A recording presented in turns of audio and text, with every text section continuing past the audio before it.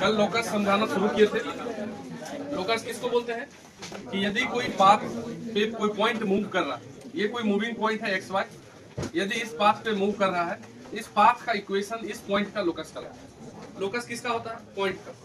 और क्या होता है पॉइंट का? पाथ, रास्ता। जिस रास्ते से तुम चल रहे हो उसका अगर इक्वेशन लिख दिया जाए तो पॉइंट का लोकस कहलाता है। यदि कोई तुमको बोले कि एक आदमी चल रहा है, ठीक है, ओरिजिन से चलना शुरू किया मान लेते हैं, और जितना वाई में चल रहा है उतना ही एक्स में चल रहा है, तो कैसे चलेगा बताओ? अगर हमको यहाँ से चलना है, एक स्टेप अगर एक्स में ले रहे हैं तो दूसरा स्टेप वाई में लेंगे, तो कैसे चलना होगा? तो इस लाइन पे चलना होगा, y बराबर x। Straight line y equal to x का मतलब ही होता है कि जितना x है उतना ही y। तो अगर तुम इस लाइन पे बात करोगे तो ये पॉइंट है 0,0, मतलब x और y बराबर। फिर यहाँ आएंगे तो 1,1, मतलब x में 1 चला तो y में भी 1। फिर यहाँ तो 2,2।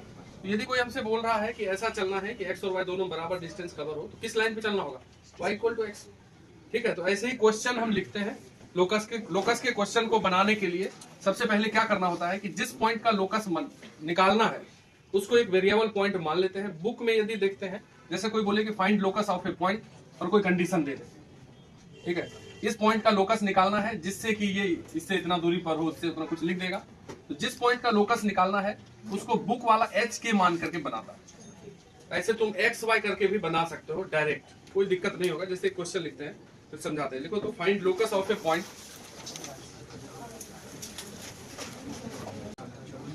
बहुत होने लगा। Find locus of A point which is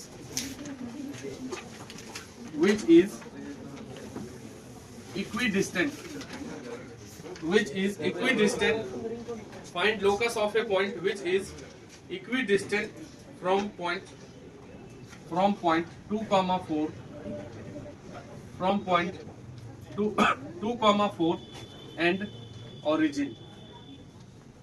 एक पॉइंट का लोकस बताना है। जैसे ही पूछ ले कि एक पॉइंट का लोकस बताना मतलब पॉइंट मूविंग है, तब ना पाथ बनेगा, तब ना हम उसका इक्वेशन लिखेंगे। एक पॉइंट इस प्रकार से मूव कर रहा है कि उसका दूरी इस पॉइंट से और ओरिजिन से सेम। नहीं समझे बात को? अगर मान लो यहाँ ओरिजिन है 0, 0, तो कहीं 2.2,4 भी है। एक पॉइंट है जो मूव कर रहा है, मान लेते इस रास्ते पे मूव कर रहा है, तो यहाँ अगर पॉइंट है तो इससे और इससे ये दोनों दूरी, मान लेते P पॉइंट है, ये A है और ये B है। तो क्वेश्चन वाला बोला है कि हर हाल में P से A का दूरी और P से B का दूरी सेम हो तो वो पॉइंट किस पाथ पे मूव कर रहा है ये बताइए। तो जो कंडीशन बोला है उसको मैथमेटिकली लिख दो। हमारे पास क्या दिया हुआ है, ये तो सबसे सिंपल बात लिखे हम, अच्छा बात लिखे, उसमें सोचना पड़ेगा। तो PA बराबर PB, यही ना दिया हुआ कि P पॉइंट मूविंग है, तो इस प्रकार से मूव करे कि दोनों जगह से सेम दूरी पे ही हमेशा रहे, बदले नहीं, तो वो कौन सा पाथ बनाएगा, ये क्वेश्चन है। तो जिस पॉइंट का लोकस निकालना है, अगर तुम बुक में बात करोगे तो वो उसको मान लेगा एच के, हम भी मान लेते h k. Let coordinate of moving point is h comma k, और फिर हम जो कंडीशन उसके हिसाब से सॉल्व कर देते हैं। तो P से A का दूरी निकाल लीजिए। तो एच के से 0, 0 का दूरी निकालते कैसे? दोनों x को घटाइए, x1 माइनस x2 का square plus y1 minus y2 का स्क्वायर अंडर रूट, ये होगा PA। फिर इन दोनों का दूरी निकालेंगे, h माइनस 2 का स्क्वायर और k माइनस 4 का स्क्वायर अंडर रूट। अब दोनों पे अंडर रूट है तो दोनों अंडर रूट हटा दो, स्क्वायर कर देते हैं। यदि इसको स्क्वायर करोगे तो ये क्या हो जाएगा? h स्क्वायर, 0 का स्क्वायर तो 0 खत्म, फिर k स्क्वायर, और इधर यदि रूट हटा के सॉल्व करोगे तो a माइनस b का होल स्क्वायर सॉल्व करना पड़ेगा। h square a square plus b square 4 minus 2 भी करेंगे तो 2 इंटू 2 4h। फिर इसको सॉल्व करेंगे तो k स्क्वायर 4 का स्क्वायर 16 माइनस 8k। अब यहाँ से एक h स्क्वायर और k स्क्वायर कट गया कि नहीं, तो क्या बच गया? बच गया तुमको 0 is equal to 4 minus 4h plus 16 minus 8k। सबको अगर एक तरफ कर ले हम तो इधर 4h आ जाएगा, फिर इधर 8k आ जाएगा, और फिर इज इक्वल टू हो जाएगा 20।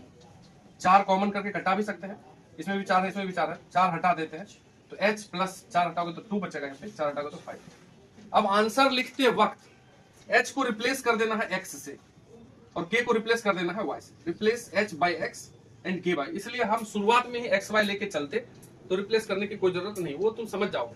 तो ये h की जगह x और k की जगह y लिख देंगे। तो जो इक्वेशन बना वो किसका इक्वेशन बना? स्ट्रेट लाइन का। स्ट्रेट लाइन का ऐसा इक्वेशन होता था ना, लीनियर इक्वेशन। तो मतलब अगर इस कंडीशन को फुलफिल करते हुए पॉइंट को आगे बढ़ना है तो किस लाइन पे चलना पड़ेगा? इस लाइन पे, तभी वो उस दोनों पॉइंट से समान दूरी पे रहेगा, अन्यथा अलग हो जाएगा। समझ ले बात को? इस पॉइंट का लोकस क्या दिया? स्ट्रेट लाइन दिया। ऐसे भी पूछता है एग्जाम में, कोई कंडीशन दिख देगा, बोलेगा इस पॉइंट का लोकस कौन सा कर्व दे रहा है, ऑप्शन में लिखा रहेगा लाइन, सर्कल इस टाइप। तो जैसा इक्वेशन आता है वो लोकस हुआ। ये स्ट्रेट लाइन दिया, इसी स्ट्रेट लाइन पे चलेगा, कहीं भी जाएगा तो दोनों जगह से सेम दूरी पर रहेगा। तो ये लिख लीजिए, इसी थोड़ा सा बढ़ाते हैं। Find locus of A point, locus को फोकस नहीं लिख देना है। Find locus of A point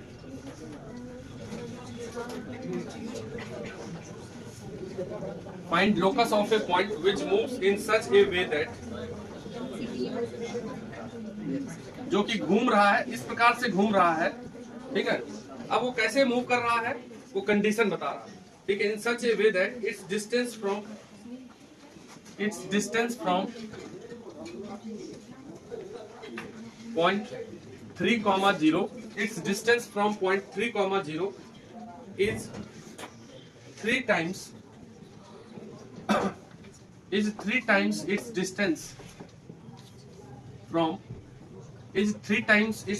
from y axis। एक पॉइंट मूविंग है, वो इस प्रकार से मूव कर रहा है कि 30 से जो इसका दूरी है वो 3 गुना है y एक्सिस से जो उसका दूरी है। ये लिखा हुआ है, तो कोशिश करो कि फोटो बनाए और तुम उसका इक्वेशन लिख पाओ। जैसे अभी हम लिखे थे वैसे तो बन जाएगा, तो आराम से नोट करो, बनेगा क्वेश्चन। पॉइंट मूविंग है, ठीक। तो चलिए एक्स वाई एक्सिस बना दिए। बोल रहा है कि इसका दूरी 30 से, तो 30 कहाँ होगा? अगर पॉइंट इजीली लोकेट हो रहा है तो कर देंगे, नहीं होने वाला होगा तो डायरेक्ट लिख देंगे। तो पॉइंट मूविंग है, इस प्रकार से मूविंग है कि ये पॉइंट मान लो ऐसे मूव कर रहा है, कहीं भी ऐसे इस पे जा रही है, पाथ है पॉइंट का, ठीक है। तो बोल रहा है कि ये मूव करते करते कहीं भी जाए, इसका इस पॉइंट से दूरी और इसका वाई एक्सिस से दूरी, ये वाला दूरी इसका 3 गुना है, यही बोला। अगर ये दूरी कुछ हो तो उसका 3 गुना ये दूरी है। तो बताइए कि ये पॉइंट किस पाथ पे मूव कर रहा है, वो पाथ का इक्वेशन लिखिए। तो सबसे पहले इस मूविंग पॉइंट को मान लेंगे हम, यहाँ पे हम एक्स वाई मान लेते हैं, ठीक है। एच के मानो बाद में रिप्लेस करो, तो पहले ही मान लेते हैं एक्स वाई, कोई दिक्कत? तो एक्स वाई का जो 30 से दूरी होगा वो दूरी निकाल लो, ये दूरी निकाल लो। ये D1 है और ये मान लेते हैं D2 है। तो ये पता है कि ये जो दूरी है इसका 3 गुना लिखा हुआ है, वहां देख लो। तो इस दूरी को यदि निकालोगे तो x - 3 का स्क्वायर अंडर रूट प्लस अंदर में प्लस y - 0 का स्क्वायर, ये हो गया डिस्टेंस। ये जो डिस्टेंस है ये किसका ट्रिपल है?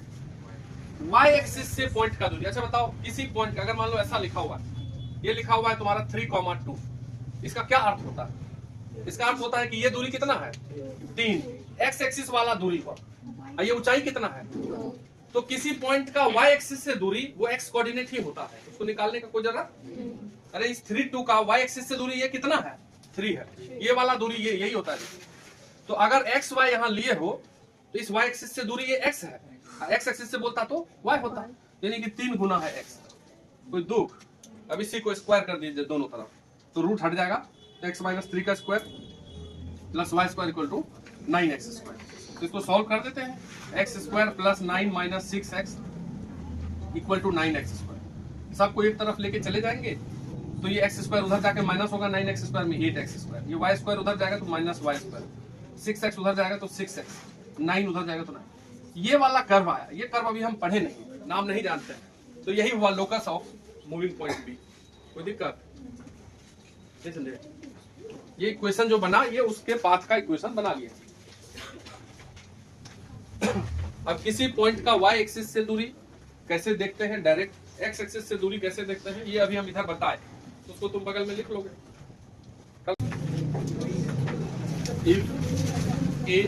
ए का कोऑर्डिनेट दिया हुआ है cos alpha sin alpha, cos alpha sin alpha. B का कोऑर्डिनेट दिया हुआ है sin alpha minus cos alpha, ठीक है, लिख सकते थे। एंड सी दिया हुआ 1,2। ABC are vertices of a triangle ABC are vertices of a triangle ABC। अब ये जो अल्फा बीटा, अल्फा एंगल में जो अल्फा लिखा है ना, वो अल्फा वेरिएबल है, बदल रहा है। देखो अभी समझा रहा है, बोल रहा है कि ये तीनों वर्टेक्स है किसी ट्रायंगल का जिसमें अल्फा बदल जाएगा तो वर्टेक्स भी बदल जाएगा। अगर 30 डिग्री रखेंगे तो कुछ और आ जाएगा, और 60 डिग्री रखेंगे तो कुछ और आ जाएगा। तो इस प्रकार से वो वेरिएबल है। तो बोल रहा है find locus of its centroid, find locus of its centroid. तो कहने का अर्थ यह हो गया कि अगर ये ट्रायंगल है, अगर ये दोनों वर्टेक्स, एक वर्टेक्स तो फिक्स हो गया, सी तुम्हारा फिक्स है क्योंकि वो 1 2 है, लेकिन ए और बी जो है वो तुम्हारा क्या हो रहा है, बदल रहा है। ठीक है, मतलब कभी इधर घसक के आ जा रहा है, कभी यहाँ, तो ट्रायंगल दूसरा बन रहा है। कभी थोड़ा सा इधर घसक के आ जा रहा है, इधर आ जा रहा है। तो ट्रायंगल एक वर्टेक्स पे, ये वाला मतलब एक वर्टेक्स फिक्स है नीचे, और ये जो दो वर्टेक्स था वो थोड़ा इधर उधर हो रहा है, तो ट्रायंगल बदल रहा है कि नहीं, तो वर्टेक्स सेंट्रोइड भी बदलेगा। तो सेंट्रोइड जिस पाथ पे मूव करता हुआ नजर आएगा उसका इक्वेशन लिखना है। समझ रहे बात कर, अगर कभी सेंट्रोइड मान लो यहाँ है इस ट्रायंगल का, कभी थोड़ा सा बगल में आ गया, थोड़ा सा इधर आ गया, तो ये जो पाथ बनाएगा सेंट्रोइड का पाथ, उसका इक्वेशन तुमको निकालना है। ये काम का चीज है लोकस। देखो कैसे करेंगे, तो एबीसी तो पहले लिख लेते हैं।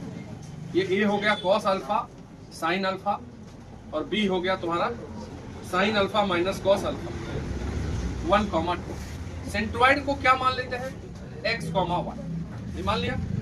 एक बात बता देते हैं, जब हम किसी पॉइंट का लोकस लिखते हैं तो उस लोकस में मतलब इक्वेशन लिखते हैं, लोकस लिखते हैं तो क्या लिखते हैं, उस इक्वेशन में एक्स वाई के अलावा और कोई अननोन नहीं होना चाहिए। अभी दो तुम आंसर लिखे कि नहीं, दो क्वेश्चन का, उसमें देख लो एक्स और वाई के अलावा जो भी है वो कांस्टेंट है, जो दिया हुआ है 3 है 4 है। अब ये नहीं कि एक्स वाई और एक और अननोन आ जाए उसमें, तो गलत हो जाएगा। तो जब हम किसी भी इक्वेशन को लिखेंगे, किसी के पाथ के इक्वेशन को लिखेंगे मतलब लोकस लिखेंगे, तो ये पूरा क्लियर हो जाना चाहिए कि उसमें वेरिएबल बस एक्स और वाई होना चाहिए, बाकी जो भी होना है वो दिया हुआ रहेगा, कांस्टेंट ही रहेगा। तो अगर सेंट्रोइड का लोकस लिखना है तो सेंट्रोइड मान लीजिए x, y, और मान लिया सेंट्रोइड, तो सेंट्रोइड का कोऑर्डिनेट निकालना जानते हैं। सेंट्रोइड का कोऑर्डिनेट कैसे निकालते थे, ये 10th में ही निकाले हैं, x1 plus x2 plus x3/3 और y1 plus y2 plus y3/3। ये सेंट्रोइड का कोऑर्डिनेट निकलता है सर। तो सेंट्रोइड का कोऑर्डिनेट मान लियो x, तो x बराबर तीनों x को जोड़ दीजिए, cos अल्फा प्लस ये वाला x sin अल्फा और प्लस 1/3, और फिर y निकालोगे तो क्या निकालोगे, sin alpha minus cos alpha और प्लस 2/3। यहां से देखो, अब तुमको इस x और y से मिला के एक इक्वेशन लिखना है। तो अल्फा तो अननोन है, यहाँ पे अल्फा पता है नहीं पता है, अल्फा के कारण सेंट्रोइड मूव कर रहा है, क्योंकि हम बोले अल्फा वेरिएबल है, अल्फा बदल जाएगा तब ना वर्टेक्स बदलेगा, ट्रायंगल बदलेगा, तो सेंट्रोइड भी मूव करेगा। तो उस अल्फा को यदि हटाना है तो इस दोनों में हमको ऐसा बात करना है कि अल्फा हट जाए किसी भी तरीके से। तो अल्फा हटाने के लिए हम ये कोशिश कर रहे हैं, जैसे 3 को इधर ले आओ तो 3x is equal to cos alpha plus sine alpha plus 1 को भी इधर ले आइए, तो 3x minus 1 equal to cos alpha plus sine alpha, इसको मान लेते हैं 1। अब इसमें भी यही काम करते हैं, 3y is equal to sine alpha. देखो ये सब मान लो कि एक बार हम ये क्वेश्चन देख लिए, इस टाइप का मान लो कहीं टकराता है, देखते हैं, तो ऐसे सॉल्व करने का प्रयास करेंगे। फिर 2 को इधर लाएंगे तो 3y minus 2 is equal to sine alpha minus cos, ये हो गया दूसरा। अगर तुम इसको स्क्वायर करो और इसको स्क्वायर करके जोड़ोगे तो इसमें आएगा cos square alpha plus sine square alpha, वो तो 1 ही हो जाएगा, और आएगा 2ab 2 साइन अल्फा। इसमें क्या आएगा, sign square alpha plus cos square alpha, तो इसमें भी आएगा, वो भी 1 हो जाएगा, और माइनस 2ab आएगा। फिर जब इसमें जोड़ेंगे तो भी कट जाएगा, मतलब 1 का स्क्वायर अब प्लस 2 का स्क्वायर अगर करते हैं तो अल्फा एलिमिनेट होना है। तो करते हैं, देखो एलएचएस का स्क्वायर करते हैं, 3x माइनस 1 का स्क्वायर, उसका एलएचएस क्या है 3y माइनस 2 का स्क्वायर। अब आरएचएस का स्क्वायर करो, ये cos square alpha plus sine square alpha, a square plus b square plus 2ab, तो 2 साइन अल्फा कॉस अल्फा। अब उसका स्क्वायर करके जोड़ो, तो इसका स्क्वायर करोगे क्या होगा, sign square alpha plus cos square alpha minus 2 sine alpha cos alpha. तो ये 1 और ये 1, ये दोनों तो कैंसिल, 1 प्लस 1 क्या हो जाएगा, तो आ गया 3x माइनस 1 का स्क्वायर प्लस 3y माइनस 2 का स्क्वायर इक्वल टू 2। इसमें कहीं x y के अलावा कुछ दिख रहा नोन, तो ये सही आंसर, यही हो गया लोकस ऑफ सेंट्रोइड। सेंट्रोइड इस कर्व पे घूमेगा, इसको लिखिए। तो नेक्स्ट क्वेश्चन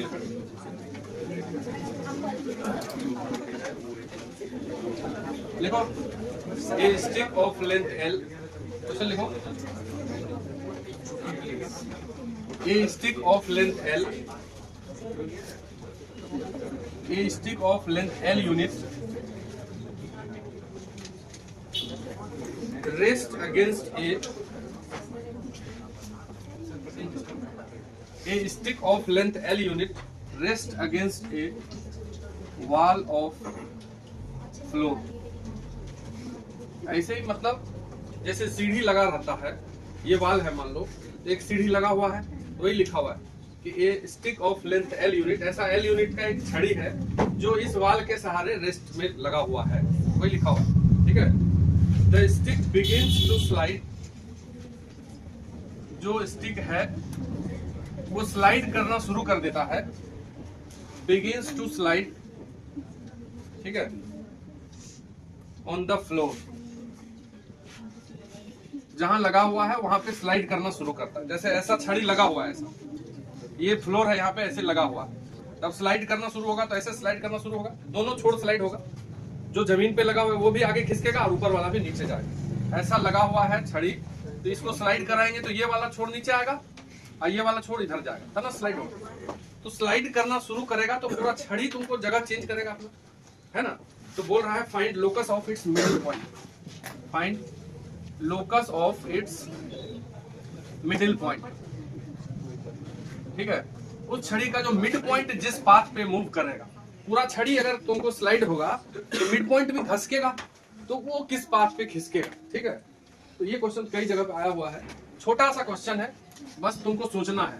तो हम तुमको एक बात तो बता दिए कि जिस पॉइंट का लोकस निकालना है उसको क्या मान लेते हैं, वेरिएबल एच के या एक्स वाई। तो हमको लोकस मिड पॉइंट का निकालना है, तो मान लिया इसको एक्स वाई ही मान लेते हैं, ये लीजिए इसी का लोकस। तो जो जिस पाथ पे ये मिड पॉइंट मूव करेगा, ये जो छड़ी ऐसे ऐसे स्लाइड करेगा तो मिड पॉइंट भी ऐसे नीचे जाएगा, जाएगा कि नहीं जाएगा। तो वो जिस पाथ पे मूव करेगा उसका इक्वेशन लिखना है, और कुछ दिया ही नहीं, बस क्या दिया हुआ है कि इस छड़ी का लेंथ कितना है, एल, बस।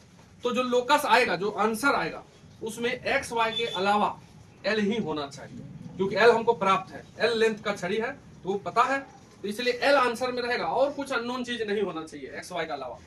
तो तुम मान लो कि जो छड़ी रेस्ट में है तो इस वाला पॉइंट को एक्स एक्सिस पे रेस्ट कर रहा है फ्लोर पे, इसका मतलब इसको मान लेते हैं हम ए कॉमा 0, क्योंकि वाई तो है नहीं वहां। और वो जो दीवार पे दूसरा पॉइंट है उसको क्या मान लेंगे, 0 कॉमा बी, ये तो मान सकते हैं, क्योंकि वो छड़ी ऐसे टिका हुआ है, वाल पे टिका हुआ है, तो वाल मतलब वाई एक्सिस, और जो नीचे वाला फ्लोर है मतलब एक्स एक्सिस, ये मान लिए, अपने अंदाजे मान लिए। तो ये जो मिड पॉइंट है, ये जो पी पॉइंट है, ये मिड पॉइंट है कि नहीं है, पी इज मिड पॉइंट, इसका मिड पॉइंट, इस दोनों का, क्योंकि वो मिडिल पॉइंट है। तो मिड पॉइंट फॉर्मूला लगा करके देखो, ठीक है। तो x इक्वल टू क्या लिखोगे, मिड पॉइंट कैसे निकाल देते हैं, x1 प्लस x2, तो a प्लस उधर का x क्या है, तो यहां से देखो x बराबर क्या आ गया, a/2, यानी कि a बराबर 2x आ गया, ठीक। a को हम x के टर्म, क्योंकि हमको आंसर में x लिखना। इसी प्रकार से y बराबर निकालोगे तो क्या निकलेगा, 0 है y और इसका y है b, तो 0 प्लस b/2, यानी कि यहां से आ गया y is equal to b/2 and b is equal to 2y, ये आ गया। अब देखो ये सब फिक्स टाइप का क्वेश्चन है, इसको दिमाग में जगह पे लेके, एक अलग टाइप का है, इसको सेट कर लो। अगर ये a0 माने हो तो ये लेंथ कितना हुआ a, और ये लेंथ कितना हुआ b, ये राइट एंगल ट्रायंगल बनता हुआ दिख रहा है, तो यहाँ हम ये लिख सकते हैं क्या, a square plus b square equal to l square, Pythagoras. अब a भी हम x के टर्म में निकाल चुके हैं, a का वैल्यू वहां रख दो 2x और b का वैल्यू रख दो 2y। तो अब कहीं दिख रहा है क्या x y और l के अलावा कोई नया चीज, एक्स वाई अननोन है, एल तो नोन है, ए और बी को हम एल में चेंज कर दिए, तो ये हो गया तुमको 4x स्क्वायर प्लस 4 कॉमन यदि कर लेंगे तो x square plus y square equal to l square by 4, ये आंसर है। यही है लोकस, ये सर्कल का इक्वेशन होता है, कल भी हम थोड़ा सा बात किए थे, सर्कल आएगा तो वहां बात करेंगे, जिसमें एक्स स्क्वायर और वाई स्क्वायर हो दोनों प्लस में, तो उसको हम सर्कल बोलते हैं। तो मतलब वो जो मिड पॉइंट ऑफ छड़ी है वो किस पाथ पे मूव कर रहा है, सर्कल, ठीक है।